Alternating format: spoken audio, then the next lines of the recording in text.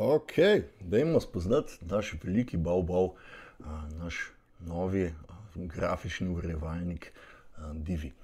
In sicer naredil bom tako, da bom šel tukaj na New in na Page, lahko bi šel tudi na Post, če bi želel. In zdaj, ko je bila aktivirana moja tema, boste tukaj videli, da imate možnost Use the Divi Builder.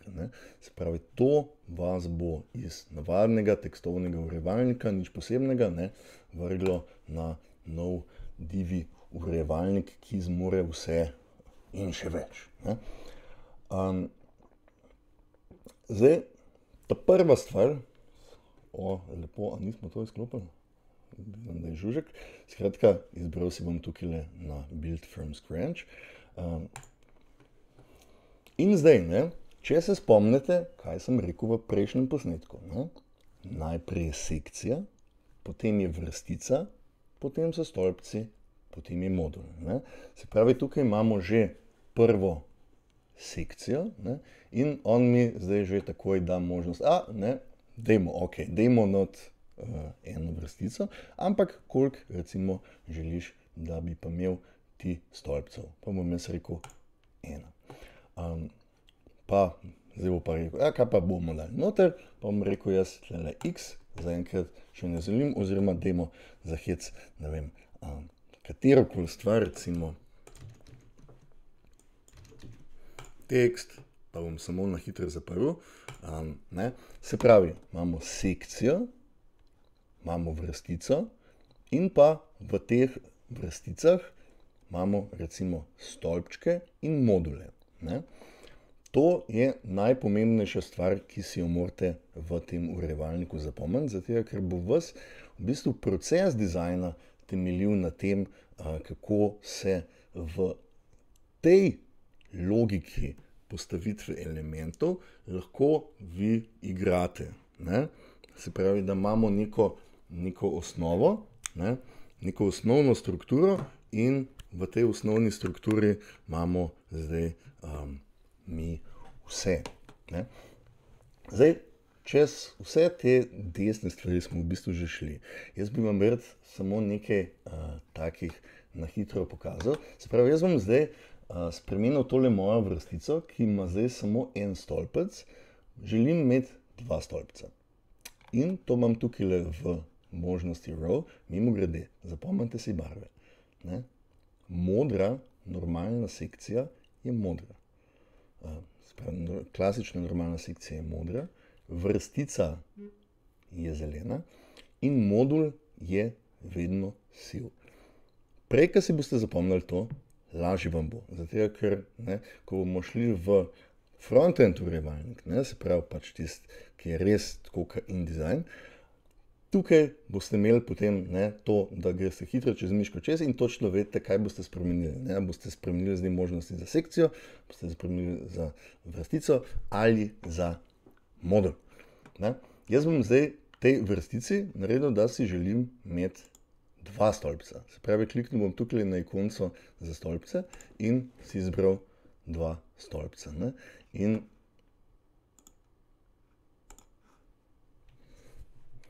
no, kišnica. Aha. To je pa tako, ker vam na manjši resoluciji kažem in stvar ni bila prikazana. Skratka, zdaj imam jaz tukaj 2 stolpca in imam en modul. In če bi si želeli, jaz recimo lahko na tole prvo ikonco kliknem in si ta modul premaknem na desno polovičko ali pa na levo polovičko. Še en klasičen gumbek, ki ga boste videli povsod, je tale Duplicate. Se pravi, Duplicate vam bo naredil kopijo te iste zadevščine, tako da lahko recimo si premaknem identično stvar na drugo lokacijo. Če želimo zbrisati ta modul, imamo tukaj ikonco za koš, če želimo zbrisati vrstico ali če želimo zbrisati celotno sekcijo, mi da to možnost. Še nekaj takih zanimivih stvari, no, znotraj tega urejevalnika. Se pravi, tukaj je tale plusek, ne. Če ga boste kliknili, imate tukaj zdaj tisto stvar, ker sem vam jo dva videa nazaj razlagal, ne. Se pravi, tukaj imate 145 layout packov, ne, in vsak od teh layout packov ima približno, ne vem, 8 do 10 podstrani, ne.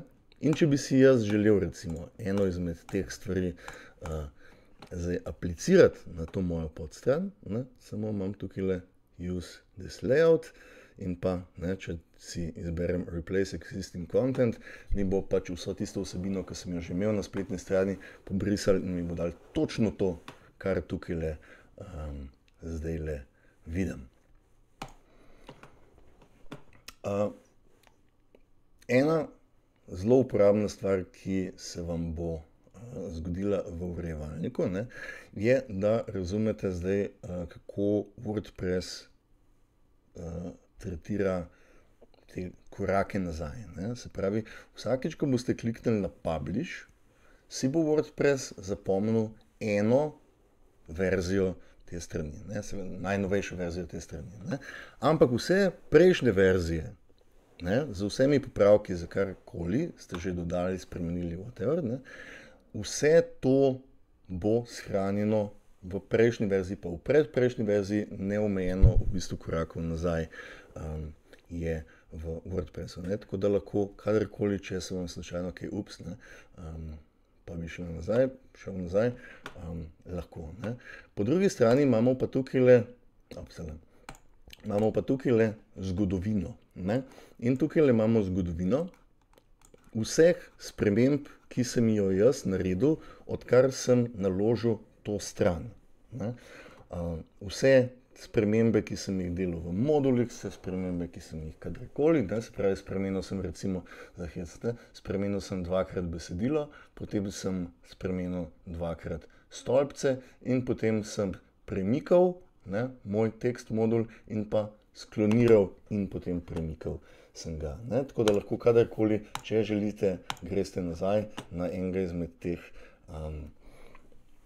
verzij, če vam to pa še.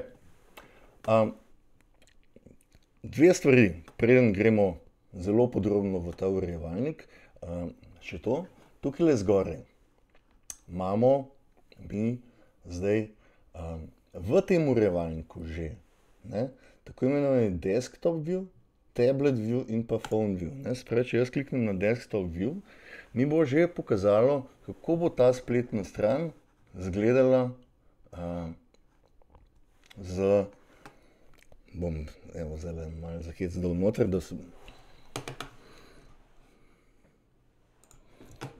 se bo videlo, se pravi, grem nazaj v urejevalnik, pik, ne, grem v možnost enega tekst modula, bom dal na hitro malo besedila, grem v možnost drugega tekst modula, grem na hitro malo besedila, tako da boste videli, kako ta stvar izgleda, ne. Se pravi, če zdaj kliknem na desktop view, imam, ne, mojo sekcijo, imam eno vrstico, ta vrstica ima dva stolpca, ne, in trenutno je v teh dveh stolpcih besedilo, ne. Se pravi, lahko kliknem še tukaj, kako bo izgledala stvar na tablici in pa kako bo izgledala stvar na telefonu, ne. Se pravi, en element, ne, desni element gre potem vedno pod levega, ne, tako da se glede na obliko in pa količino lahko, ne, tako vidimo, ne. In pa še ena stvar, še tale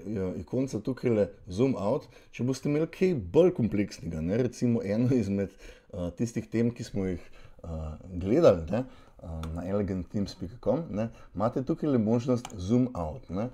Zoom out vam pomanjša celotno spletno stran, tako da jo lahko recimo vidite več, dosti hitreje, ne, in pa, da vse te stvari lahko spreminjate.